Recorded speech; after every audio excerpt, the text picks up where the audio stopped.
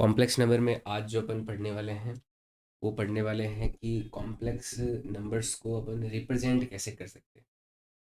जैसे complex number z बराबर a plus iota b तो होता ही है ना, जिसमें कॉम्प्लेक्स नंबर का रियल पार्ट है और आयोटा का जो मल्टीप्लायर है वो उसका इमेजिनरी पार्ट है। ए और बी होते तो रियल वैल्यूज़ ही हैं। तो यहाँ पर a प्लस आयोटा b को हम एक ज्योमेट्रिकल फॉर्म में भी रिप्रेजेंट कर सकते हैं। अलग अलग तरह के रिप्रेजेंट करने के फॉर्म्स होते हैं। उनमें एक फॉर्म होता है कार्टेशियन फॉर्म। कार्टेशियन फॉर्म में हम क्या करते हैं कि कॉम्प्लेक्स नंबर जो भी है, मान लो कोई कॉम्प्लेक्स नंबर z बराबर x प्लस आयोटा वाई है, तो हम उसके रियल पार्ट को और कॉम्प्लेक्स पार्ट को दो एक्सिस लेंगे, परपेंडिकुलर एक्सिस एक दूसरे से। एक्स एक्सिस को हम रियल एक्सिस बोलेंगे, वाई एक्सिस को हम इमेजिनरी एक्सिस बोलेंगे, और एक्स कोमा आयोटा वाई जो है उसे एक एक्स कोमा वाई का जो पेयर है, इस वैल्यूज़ का जो पेयर है, इसे एक पॉइंट के फॉर्म में हम कार्टेशियन कोऑर्डिनेट सिस्टम में रिप्रेजेंट करते हैं। तो ये होता है Cartesian form of representing complex number. इसको समझते हैं। तो complex number in various forms, complex number in various forms, अलग अलग फॉर्म में कॉम्प्लेक्स नंबर लेते हैं। सबसे पहला फॉर्म कार्टेशियन फॉर्म। ठीक है, तो कार्टेशियन कार्टेशियन फॉर्म क्या होती है? कार्टेशियन फॉर्म, कार्टेशियन फॉर्म में क्या करते हैं कि हम कोई कॉम्प्लेक्स नंबर जो z है, जो कि मान लो x प्लस आयोटा y है ना, z प्लस एक्स, z बराबर x प्लस आयोटा y को, यहाँ पे x और y रियल वैल्यूज है कोई, इसे हम एक कॉम्प्लेक्स प्लेन जिसको आर्गेंट प्लेन भी बोलते हैं, है ना, यहाँ इस पे x और y एलिमेंट ऑफ R होता है, can be represented as pair pair of coordinate x, y on complex plane जिसको आर्गेंट प्लेन भी बोलते हैं, Argand plane, complex plane of x, y। तो इसमें क्या किया जाता है, z बराबर x प्लस आयोटा y को एक कार्टेशियन कोऑर्डिनेट सिस्टम में क्या करते हैं, हम जानते हैं कि ये जो एक्सिस होती है वो x एक्सिस होती है और ये एक्सिस y एक्सिस होती है। ये x एक्सिस होती है, ये y एक्सिस होती है। इस एक्सिस को नाम दे देते हैं रियल एक्सिस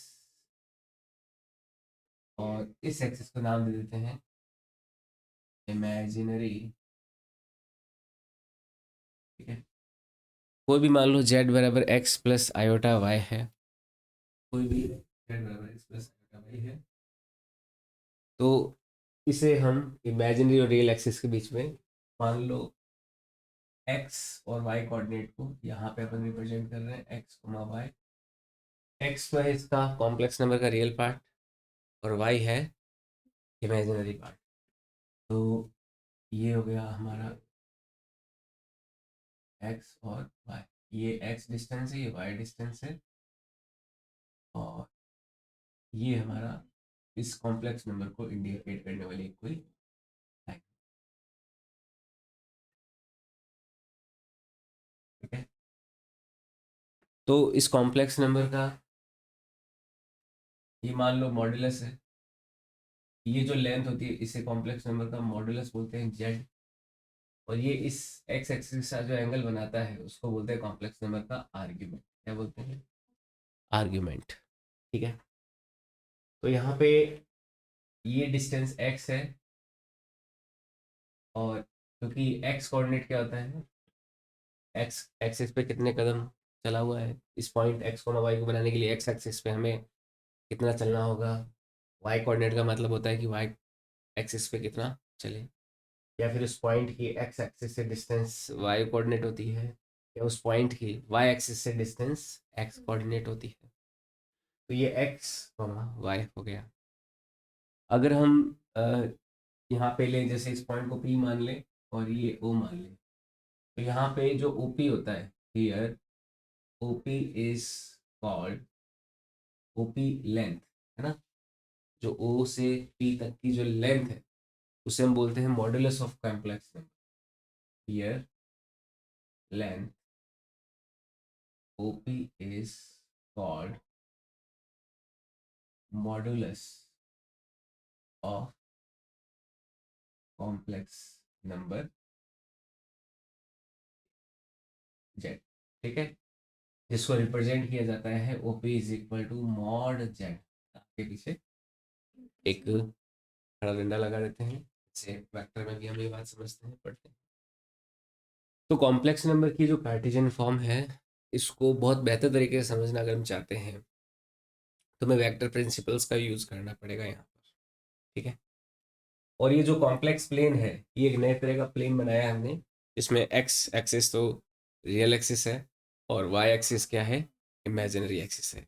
इसी प्लेन को कॉम्प्लेक्स प्लेन या आर्गेंट प्लेन बोला जाता है।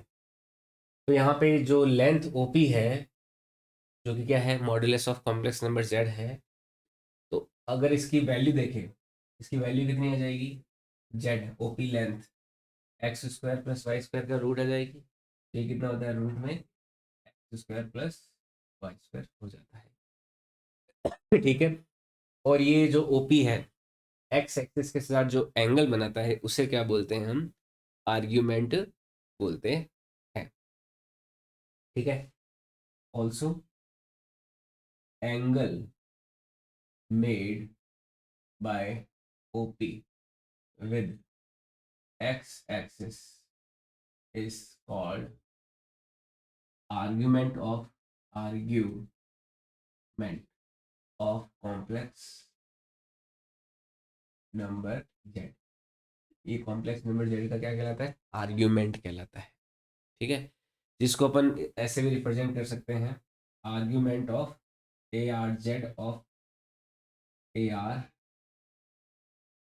आर जी ऑफ जेड, है ना। इसको कैसे रिप्रेजेंट कर सकते हैं, A R G of Z, इसकी वैल्यू क्या हो गई, थीटा के बराबर हो गई, जो एक्चुअल में कितना होगा, tan inverse Y upon X हो जाएगा, परपेंडिकुलर अपॉन बेस हो जाएगा ना। तो थीटा की वैल्यू क्या जाएगी, tan inverse Y upon X. तो ये आर्ग्यूमेंट ऑफ जेड कहलाएगा।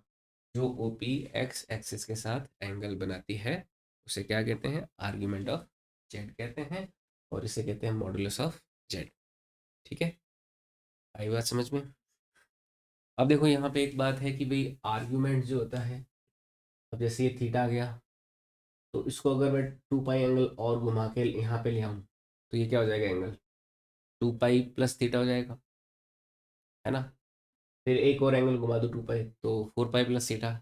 यानी कि ये आर्ग्यूमेंट जो है, इस कॉम्प्लेक्स का जो आर्ग्यूमेंट है, केवल थीटा ना होके 2 pi plus theta, 4 pi plus theta, 6 pi plus theta, यानी कि 2n plus pi plus theta हो सकता है। तो कोई भी एक जो कॉम्प्लेक्स नंबर का कार्टेशियन कोऑर्डिनेट पे रिप्रेजेंटेशन अगर है, तो उसका आर्ग्यूमेंट यूनिक क्वांटिटी नहीं होगा। क्यों नहीं होगा, अगर अपन बोल दे 30 डिग्री, तो आर्ग्यूमेंट मान लो 30 डिग्री बोल दें, वो 30 डिग्री भी है और 30 में आप 360 जोड़ दो तो 390 डिग्री भी तो है वो। भाई यहाँ से पहली बार फर्स्ट राउंड में वो 30 डिग्री है, पर ये वापस एक बार राउंड पूरा कंप्लीट करके वापस यहाँ पे आ जाओ, तो कितना हो गया, 390 डिग्री हो गया ना एंगल। तो आर्ग्यूमेंट जो होता है वो एक यूनिक क्वांटिटी नहीं होता किसी भी कॉम्प्लेक्स नंबर का। ठीक है, वो कुछ भी हो सकता है, 2n पाई प्लस थीटा हो सकता है। तो एक पॉइंट ध्यान रखना, note, argument is not A for a complex number, a complex number, no unique value of argument exists. It can be general value 2n pi plus theta।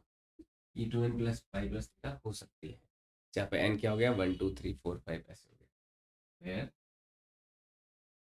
n बराबर 1 2 3 ठीक है, ये बात समझ में। तो आर्ग्यूमेंट की कोई यूनिक वैल्यू नहीं होती है, ये कुछ भी हो सकता है 2n पाई प्लस थीटा से, ठीक है।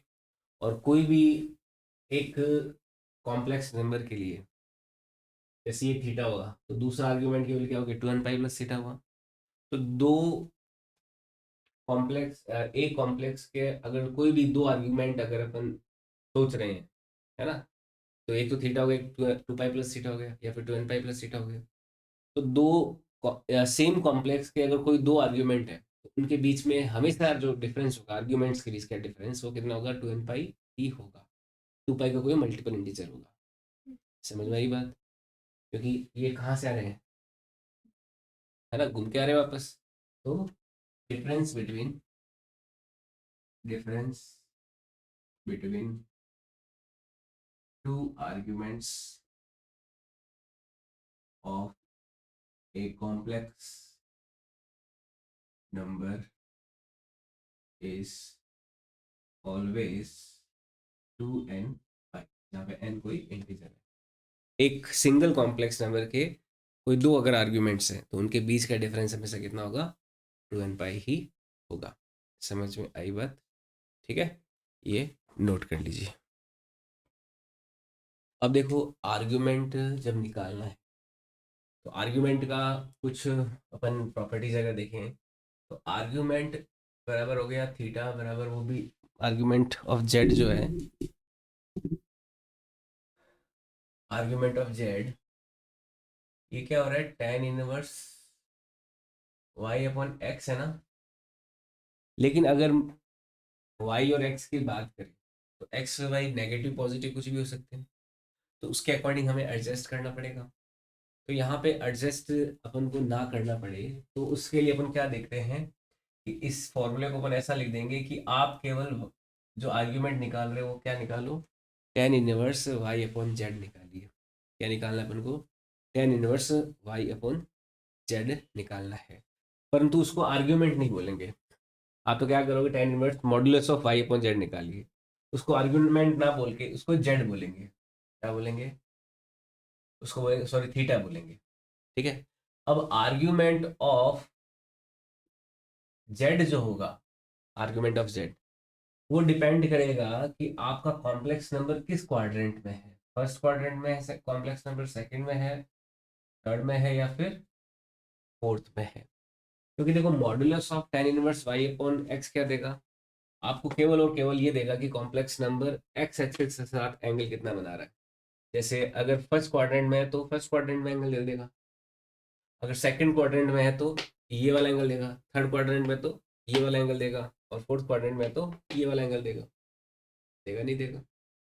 तो यहाँ पर first second third fourth quadrant में अगर है तो जो जेड की वैल्यूज आएगी, जेड की वैल्यूज अगर फर्स्ट क्वाड्रेंट में है तो ये थीटा के बराबर ही आएगी।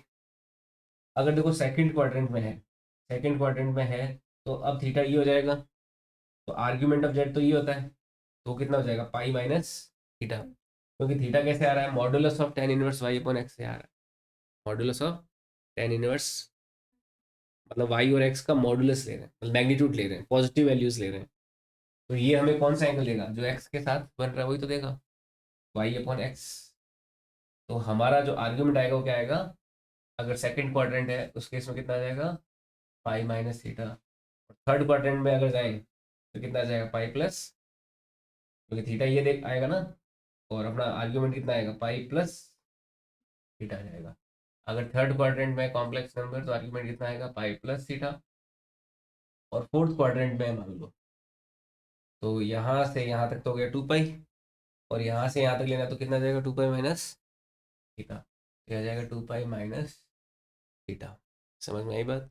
तो ये आर्ग्यूमेंट्स की वैल्यू आएगी जब ये फोर्थ क्वाड्रेंट में है तो, है ना।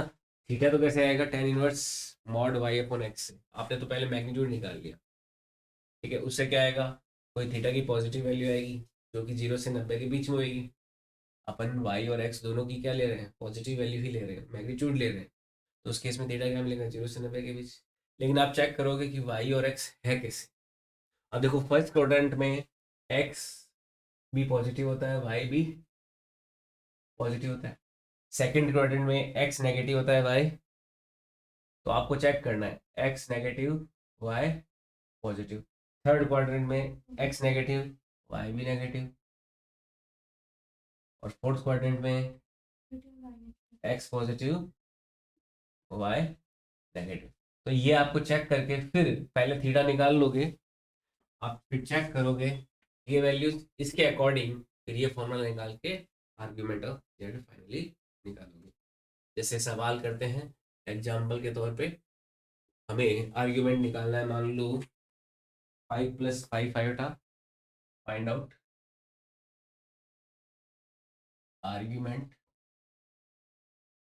Of following complex numbers.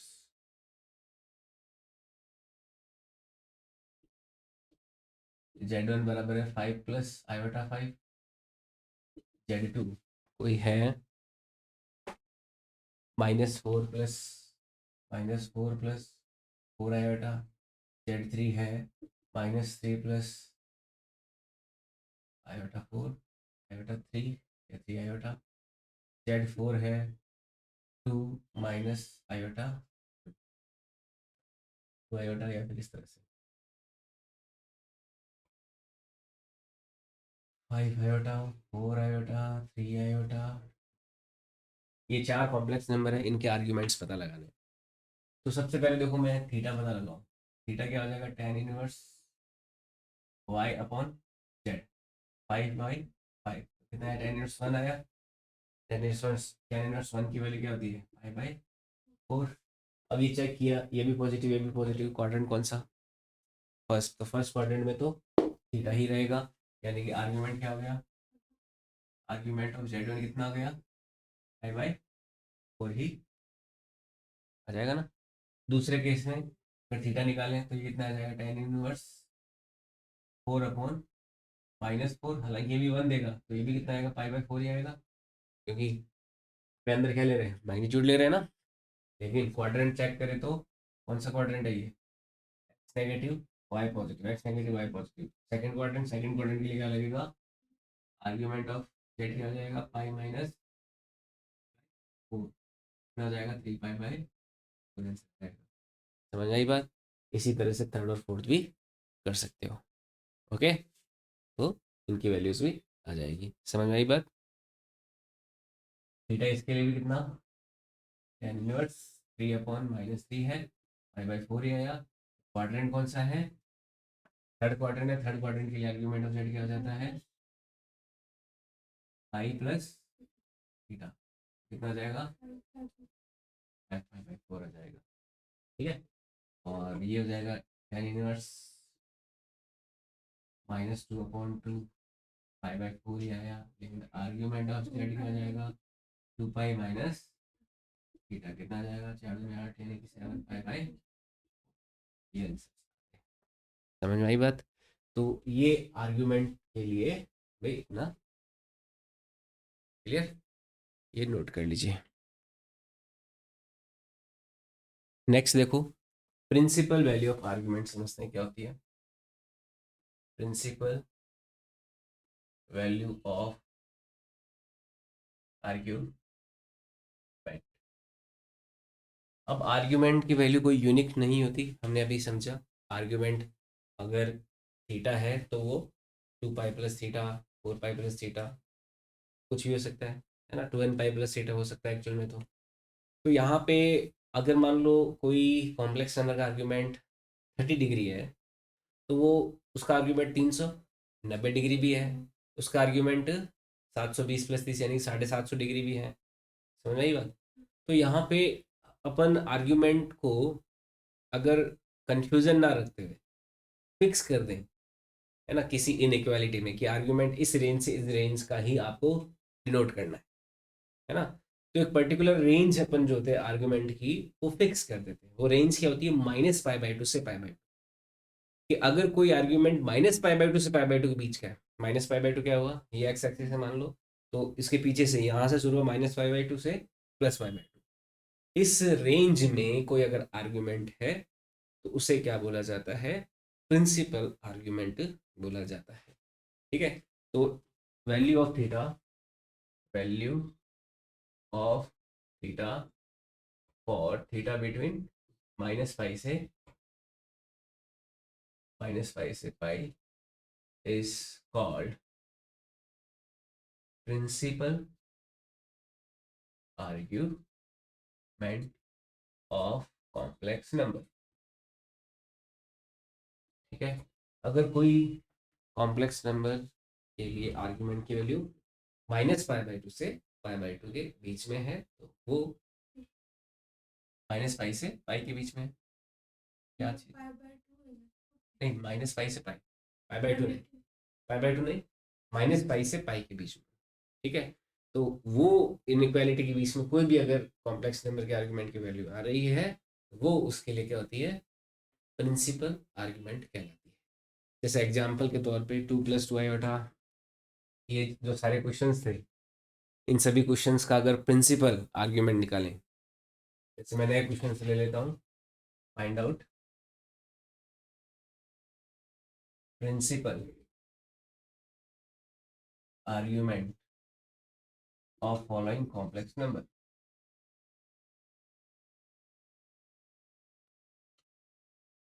कुछ कॉम्प्लेक्स नंबर का प्रिंसिपल आर्गुमेंट पता लगाना है हमको।